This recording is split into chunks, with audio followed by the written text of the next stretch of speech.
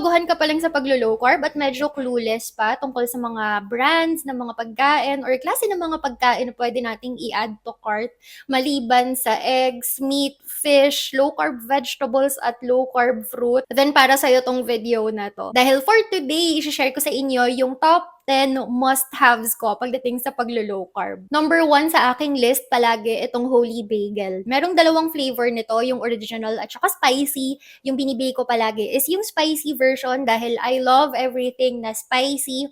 Ang maganda dito ay ang laman lang niya, ang ingredients lang niya ay meron lang siyang sesame seeds, dried na minced garlic para kapag tinatamad akong maghiwa ng sibuyas or kapag mahal yung sibuyas, hindi na lang ako bumibili, ito yung ginagamit ko. Tapos malalasahan mo talaga siya.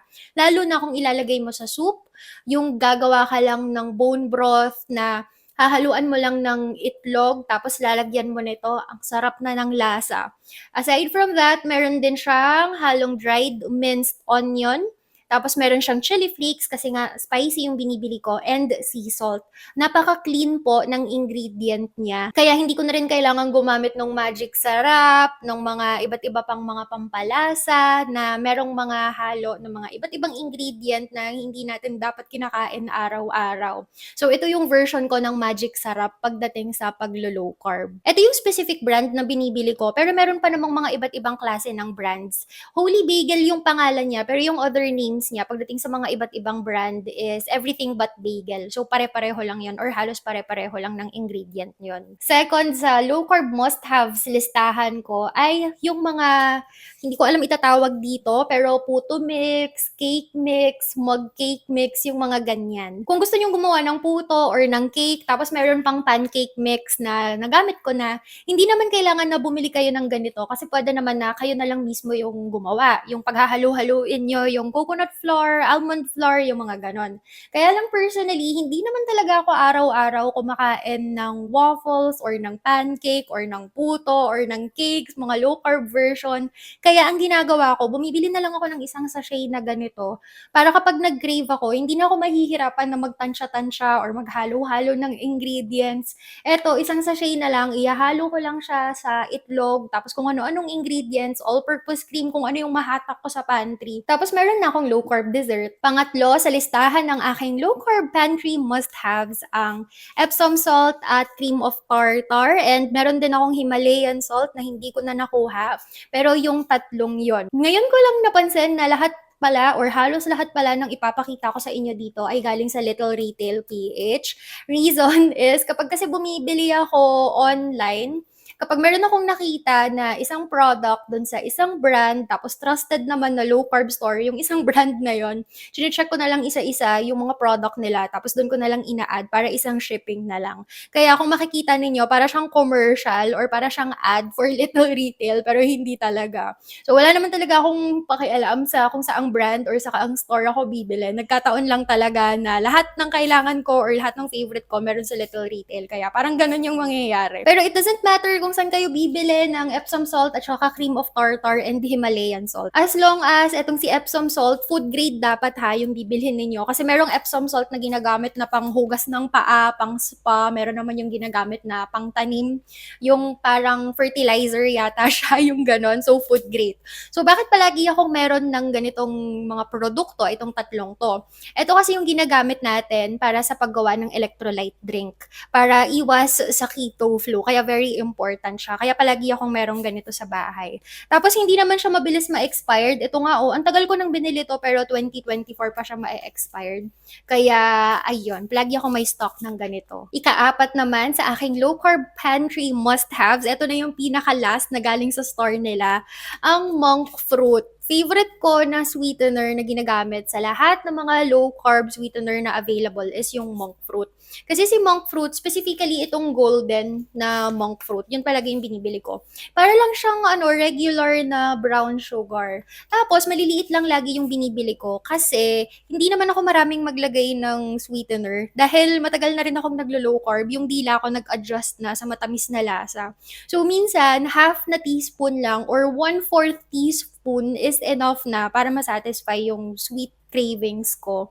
Minsan kasi nagki-crave din ako na hindi talaga ako palaging umiinom ng matamis na kape, pero kapag nag-crave ako minsan, naglalagay ako ng 1/4 teaspoon ng brown sugar. Kaya hindi ko talaga kailangan bumili ng malaki, yung mga maliliit na ganito lang yung binibili ko. Pero for sweetener, ang palagi ko talagang binibili is monk fruit. Panglima naman sa listahan ng aking pantry must-haves ang MCT oil powder. Hindi nyo na siya makikita sa mismong pack niya kasi naitapon ko na. Pero MCT oil powder lang po ito. Kagaya siya ng MCT oil or regular na MCT oil, pero ito ay powder form. Pareha lang rin sila ng benefits, pero ang maganda kasi dito, ginagamit ko siya as substitute sa creamer. Kaya kapag may mga araw na gusto kong magkape, pero umay na ako sa black coffee, ginagamit ko si MCT oil powder plus naglalagay ako ng monk fruit para feeling ko 3-in-1 coffee pa rin or sweet coffee pa rin na white coffee yung iniinom ko. Okay din naman yung all-purpose cream, kaya lang hindi kasi ako palaging nagsastock ng all-purpose cream. And also, umay na ako sa lasa ng all-purpose cream. Kaya ngayon, ito yung paborito ko, MCT oil powder. Sixth low-carb pantry must-have ko naman, itong shirataki rice. Kailan lang ako talaga nag-start na bumili ng shirataki rice? Parang last month nga lang yata. Nakita ko lang siya sa mga content creator, mga low-carb content creator na gumagawa ng mga low-carb alternatives, ng yung mga sushi, ganyan. Tapos, naintriga lang ako na, shirataki rice. Kasi hindi ako masyadong fan nung shirataki rice na yung nakababad siya sa tubig. Palagi akong meron nun sa ref, pero hindi talaga ako fan niya, kaya nagtatagal siya palagi sa ref. Pero this time, meron na pala siyang yung dry na form. Mukha talaga siyang bigas, kaya kapag meron akong kinikrave na pagkain na kailangan ng rice, for example, yung baked na sushi, palagi akong gumagawa nun. Sobrang bilis lang niyang gawin with shirataki rice na dry. Kasi i-rehydrate mo lang to. So, magpapakulo ka lang ng tubig. Tapos, ipalalagay mo lang to hanggang sa maging puffy na ulit siya. Tapos, paghahalu-haluin mo lang yung canned na tuna. Lalagay ka lang ng mayo, naglalagay ako ng hot sauce, halo-halo. Tapos, yun na, patong-patong lang lahat ng ingredients. Kaya palagi akong meron naka-standby na. Magmula nung nagsimula akong bumili nito, palagi na akong bumibili kapag sale naman ako bumibili para free yung shipping fee. Pang 7 naman sa aking low carb pantry must have ang yung gelatin mix. Wala naman akong specific na flavor na binibili pagdating sa gelatin mix. Kung ano lang yung makita ko na available dun sa store na bibilhan ko. For example, bumili ako ng shirataki rice, magsuscroll ako dun sa store niya. Kung meron siyang available na Nox na flavor, mag-a-add to cart ako. Kung itong fern na yung available, i-add to cart ko lang din siya. Gusto ko yung nagsa-stock ng ganito sa pantry kasi may mga pagkakataon na bigla-bigla na lang ako nagki-crave ng coffee jelly o kaya maha blanca or mga other lutuin pa na masarap na hinahaluan ng gelatin. Medyo mahirap kasi itong bilhin sa supermarket kaya sa online store ko siya binibili. Aside from that, hinahalo ko din to sa kapag gumagawa ako ng low carb version ng leche flan, naghahalo din ako ng ganito. Para sa akin, mas masarap siya. I am not sure kung number 8 na ba, pero kung pang 8 na ito, then this is yung number 8 ko sa listahan ng aking low carb pantry must-haves. Ito ay ang almond flour. Mahilig kasi talaga ako sa tinapay, kaya every time na nagki-crave ako, gumagawa ko ng mga quick na mga low carb version ng tinapay at almond flour yung favorite ko na ginagamit. Okay din naman yung coconut flour, kaya lang hindi ko ma-perfect yung pagtimpla sa kanya. Tapos ang nangyayari, palaging matigas yung tinapay na nagagawa ko. Kaya yung almond flour palagi yung ginagamit ko. Also, meron akong favorite na pagkain na para siyang yung flatbread. Merong mga nabibili na low carb version ng flatbread, pero medyo pricey kasi siya. Or sometimes kapag nag-crave ako, syempre hindi ko siya i-add to cart, aantayin ko pa bago dumating dito sa bahay. Or hindi rin pwede na isa-stock ko siya sa ref kasi nasisira siya. So para dun sa flatbread, yung pinakamabilis na version ng flatbread ko, ang ginagawa ko lang, itong si almond flour, hahaluan ko lang siya ng itlog, tapos hahaluan ko lang siya yung tunaw na cheese, tunaw na grated cheese, hahalu-haluin, tapos lulutuin ko na, yun na yung flatbread na ginagamit ko sa mga kung ano-anong recipe, kung ano-anong mga burrito, mga ganyan, or pizza. Ganun lang kasimple yung paggawa ko ng dough. Kaya palagi akong merong stock nito, just in case bigla akong nag-crave, nakakita ako ng tao na kumakain ng pizza at mainggit ako. Meron ako. Second to the last naman sa aking listahan ng mga low-carb pantry must-haves, itong chocolate Chocolate ano ba 'to, hindi ko alam yung tawag sa kanya basta unsweetened na chocolate siya na ginagamit for baking. Pero minsan pinapapak ko 'to kapag gusto ko lang kumain ng something sweet, kukuha lang ako tapos ganyan, tapos ang saya-saya parang kumain ako ng chocolate.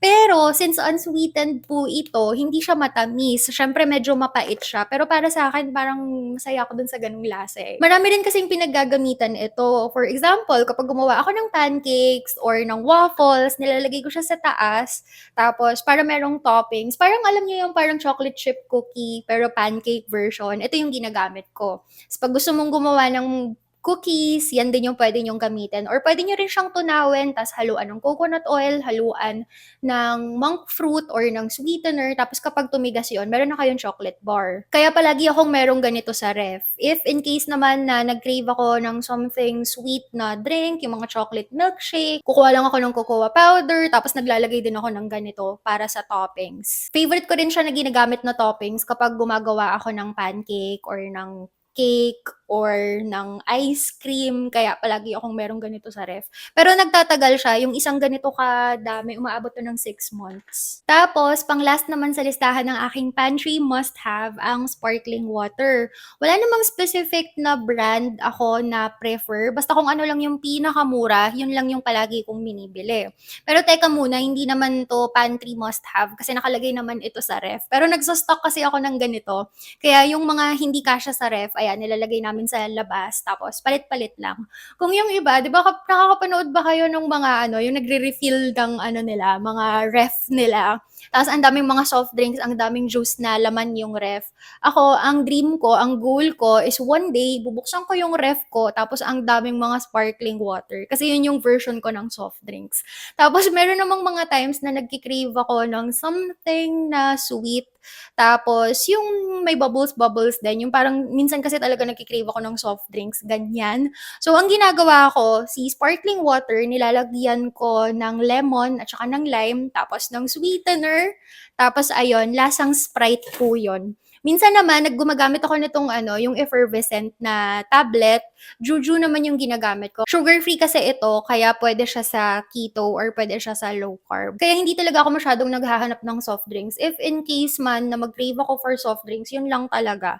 As long as meron akong sparkling water sa ref, ang saya-saya ko na. At ito talaga yung sekreto, itong 10 ito, yung sekreto kung bakit never kong na-feel na dinedeprive ko yung sarili ko pagdating sa paglo-low carb. For me kasi, yung mga pagkain na hindi natin kinakain sa low carb, hindi ko siya tinitignan as bawal at hindi ko rin siya tinitignan as bad food.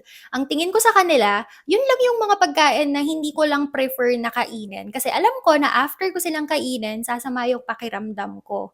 Hindi ko sila kaaway, hindi ko lang talaga sila favorite. And instead, dito ako sa mga products na to naglilin kasi alam ko na itong mga products na ito, kahit kainin ko pa sila, kahit mag-crave pa ako dito sa mga pagkain na ito, wala silang sakit na ibibigay sa akin at maganda pa rin yung magiging pakiramdam ko after kainin itong mga ganitong klase ng pagkain. Kaya pagdating sa low carb, hindi naman kailangan na i-restrict talaga yung sarili at hindi naman talaga ganun kaunti yung ating options. Ang daming mga low carb alternatives para sa mga high carb version ng mga paborito nating pagkain. Kailangan nyo lang maging creative, tapos kailangan lang alam nyo kung paano ba gagawing low carb yung mga paborito nyo ng mga high carb version ng mga pagkain. Kapag nagawa nyo yon, ma-enjoy nyo na yung low carb at mas magiging madali para sa inyo na gawin siya consistently para ma-reap natin lahat ng mga magagandang benefits na meron sa low carb. Kung beginner ka pa lang at hindi pa alam kung paano gawin ang paglo-low carb, medyo confused pa pagdating sa mga brands na bibilhin, or confused pa pagdating sa mga pagkain na dapat iwasan at pwedeng kainin, pwedeng i-enjoy araw-araw, meron akong available na ebook for you. Ilalagay ko yung link sa description sa ibaba. Doon sa ebook na yon, 2 parts. Lahat ng ebooks ko actually 2 parts. Yung first part, ituturo ko sa'yo kung paano ba gawin ang low carb kung ikaw ay beginner. First week, second week, third week, fourth week, merong instructions doon, yung mga dapat mong iwasan, kung paano mo gagawin intermittent fasting, everything. And yung second part naman ng ebook is yung mga recipes naman na pwede mong sundan. Pero kung hindi ka na beginner at alam mo na kung paano mag-low carb pero gusto mo lang mag-try ng iba't iba pang recipes, meron din akong ebook na available for you. Dun sa mga diabetic, meron din akong available na ebook for you. So check nyo lang yung link sa comment sa ibaba para ma-download nyo yung mga ebooks na yon. Hanggang dito na lang po muna. Nakita sa susunod na video. Thank you so much for watching and have a good day. Bye!